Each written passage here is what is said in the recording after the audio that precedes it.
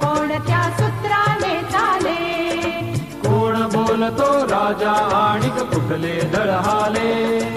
प्रारंभी जे अद्भुत वाटे गहन भीतीदायी, या विश्वाचा स्वभाव कळता भय उरले नाही.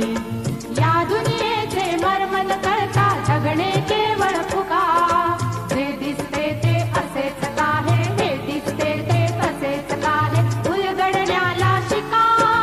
डोळे उघडून बघा गड्यानो, झापड लावू नका.